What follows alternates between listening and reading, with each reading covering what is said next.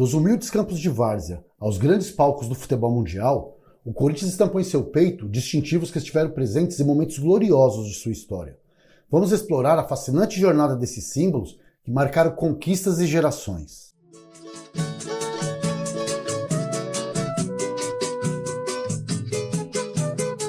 Nos seus primeiros anos de vida, o Corinthians jogava sem distintivo. Isso era uma prática muito comum na várzea daquela época. Mas em 1913, era necessário um emblema para disputar o acesso à Liga Paulista de Futebol. Foi então que o lindo e épico CP de Corinthians Paulista apareceu pela primeira vez na camisa do nosso time de futebol.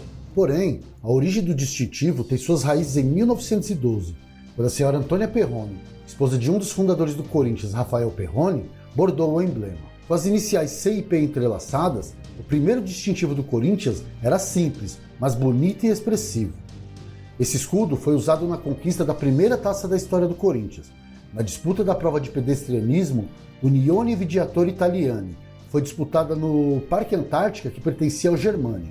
Os atletas que conquistaram nossa primeira taça foram Batista Boni, João Colina e André Lepre, que era cunhado de Antônio Pereira, outro fundador do Corinthians. Em 1913, o Corinthians usou esse distintivo em duas partidas que provavelmente foram as mais importantes da história do clube e que, consequentemente, abalaria as estruturas do elitista futebol paulistano.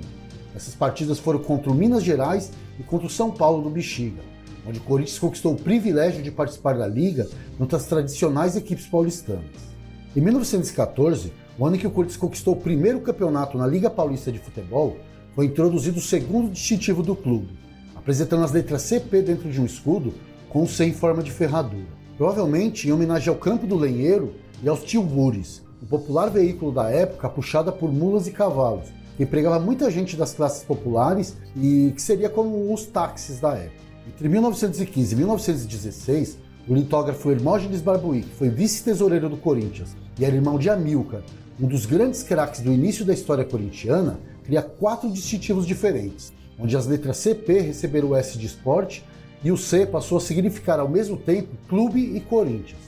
O distintivo evoluciona até chegar no escudo redondo, que foi o mais longevo desses 4, reluzindo em nossa camisa por cerca de 3 anos, até que em 1919, cerca de 6 anos depois do primeiro distintivo, aparece a mudança mais significativa, com o círculo exibindo orgulhosamente as inscrições Esporte Clube Corinthians Paulista em 1910, junto com a bandeira de São Paulo e suas 13 listas.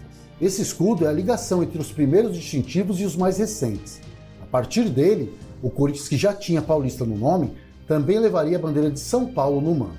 Apenas os jogadores Neco e seu irmão César Nunes, Amílcar Barbuí e Casemiro Gonçalves, além de Américo e Fúvio, tiveram o privilégio de defender o Corinthians desde o tempo em que o Timão jogava sem distintivo até chegar naquele que tornaria a bandeira de São Paulo parte de sua identidade.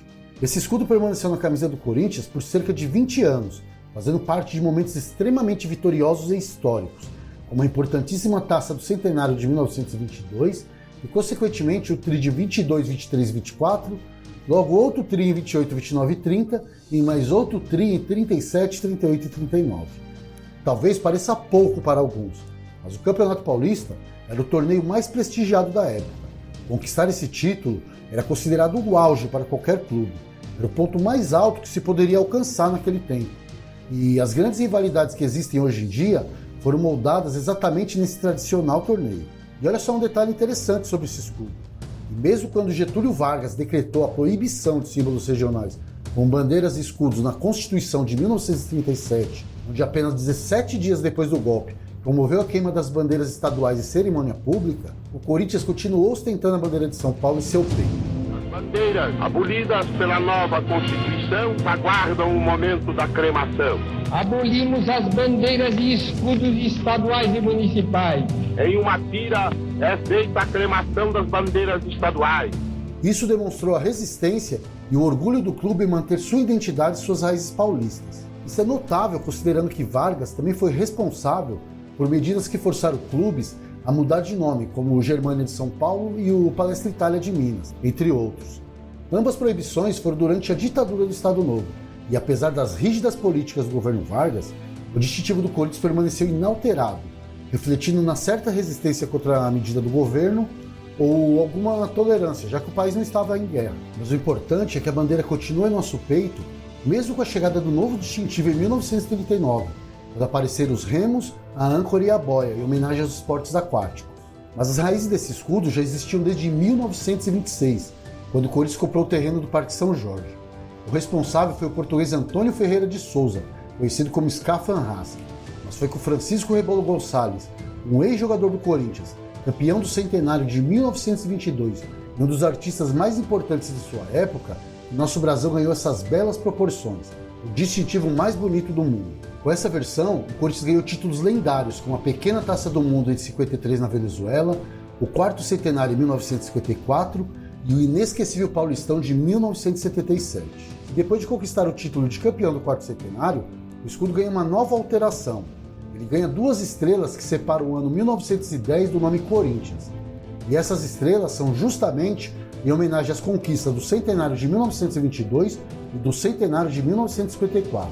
Em 1980, pouco antes do início da democracia corintiana, aparece o escudo atual. O responsável por essa perfeição foi o artista Orfeu Maia.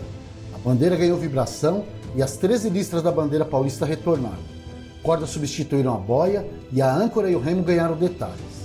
Em 1990, o escudo ganhou uma estrela em homenagem à legendária conquista do primeiro Campeonato Brasileiro do Corinthians. Essa seria a primeira daquelas que brilhariam no manto alvinegro por cerca de 15 anos. Mais ou menos no final de 92, começo de 93, o Corinthians planejou fazer uma nova modificação, deixando a âncora mais aberta e tirando os detalhes das partes vermelhas. Até apareceram algumas camisas, alguns chaveiros com esse símbolo, principalmente nas barraquinhas, mas felizmente nosso escudo continuou sendo o mesmo. Em 1998, o Corinthians ganha seu segundo Campeonato Brasileiro e o escudo ganha mais uma estrela. Com a conquista do bicampeonato brasileiro no dia 22 de dezembro de 1999, faltando apenas 9 dias para acabar o ano, aparece a terceira estrela. Esse formato ficou poucos dias na camisa do Corinthians, porque logo em janeiro, o todo-poderoso Timão conquista o Mundial da FIFA e a Estrela Suprema. Em 2005, com a conquista do tetracampeonato brasileiro, aparece a quinta e última estrela. O distintivo do Corinthians ficaria com esse formato por cerca de 6 anos, até a conquista do Penta Brasileiro em 2011, quando o Corinthians decide retirar as estrelas do escudo. Na prática, cada estrela que o Corinthians conquistava era como se ganhasse um novo escudo, e o anterior ficava desatualizado. Então tudo que foi criado com o distintivo anterior, de certa forma, acabava ficando obsoleto. Além disso, a camisa ficava com muitas estrelas, e logo não haveria mais espaço para todas. Mas de forma oficial, o Corinthians declarou que todos os títulos são especiais, que cada corintiano tem o título de sua preferência, e dentro do coração de cada um sempre irá brilhar sua estrela preferida. A minha é a do Brasileirão de 1990. Deixe nos comentários qual é a sua e não se esqueça de se inscrever no canal. Independente daquele que mais gostamos, a evolução dos escudos do Corinthians não são apenas mudanças visuais, mas sim uma história de identificação que se reflete na tradição e na paixão da fiel torcida. Todos os escudos do Corinthians nunca foram apenas um emblema em uma camisa, mas sim o símbolo de uma história viva e de um amor inquebrantável, que viverá eternamente dentro dos nossos corações.